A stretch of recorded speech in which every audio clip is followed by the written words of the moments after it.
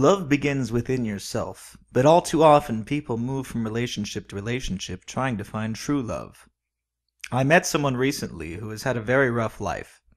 She was abused as a child, raped as an adult, and finds herself currently in a physically, mentally, and emotionally abusive relationship.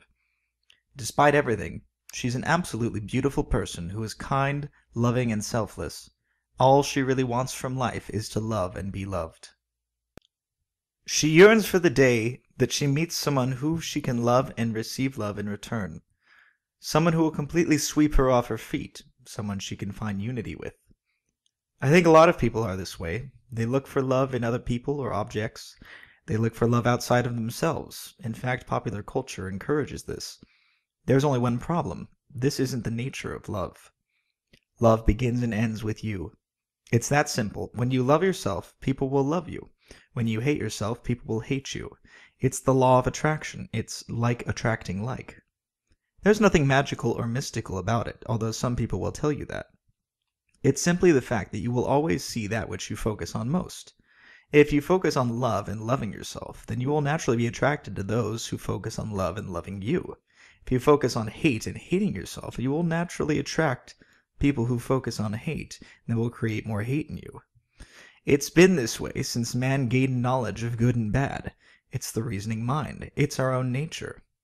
See, the love that we seek outside of ourselves is very much like a pendulum. Pull the pendulum to the right and love abounds, but as soon as that person, place, or thing, whatever it is, lets go, watch out. Gravity kicks in and equilibrium must be restored.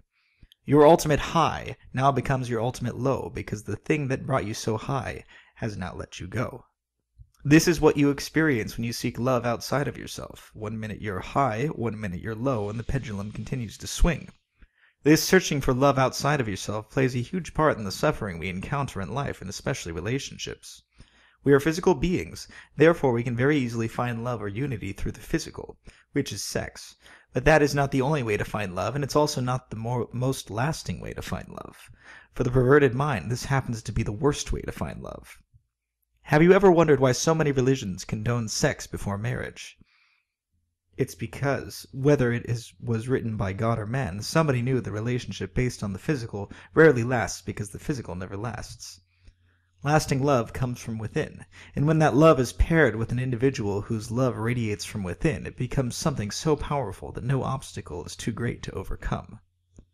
Omnia vincit amor. Love conquers all. Sex doesn't have the same power. You ever wonder why make-up sex is so good? It's two people who were united but have allowed their unity to be challenged, so they reunite through sex. Their pendulums started to swing in a direction that they weren't comfortable with, and so they took their lack of love at the moment and found love through sex. Whether they address their core issue will often determine whether the relationship will last. That's why they call it making love, because love is unity, so sex is unity. But sex isn't always unity. Sometimes it's just physical. The difference between making love and having sex is the lack of unity. It's the same action but fueled by different intentions. One is purely physical, while the other is spiritual. Have you ever just had a one-night stand with someone? How did that feel? You get your rocks off and move on. If you do it again, great. If not, oh well, no unity, just physical.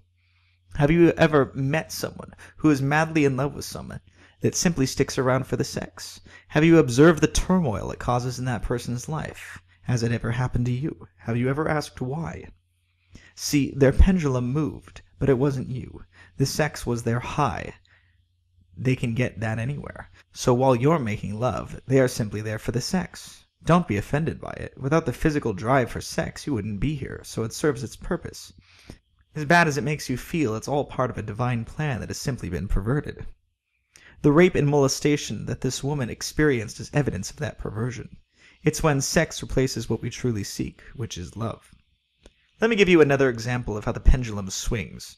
Have you ever wondered why people break up and quickly find a rebound? This is someone whose pendulum has been pulled in what they perceive to be a positive direction. They are high, they are addicted, and before gravity can restore equilibrium, they find something else to grab hold of that string. Because they never found love within themselves and allowed themselves to become the love, they seek outside themselves. There will always be a weight on a string, and despite their best efforts, the weight always finds equilibrium. So while they feed the addiction, they feed that high, but one day the withdrawal will come, and it will be very painful. There is only one way to stop the cycle, which is to stop the pendulum.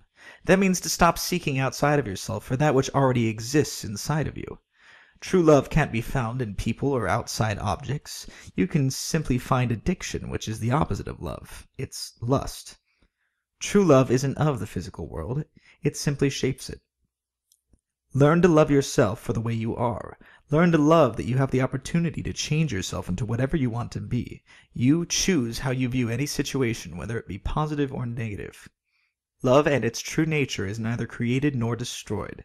It's what you are and what everything else is.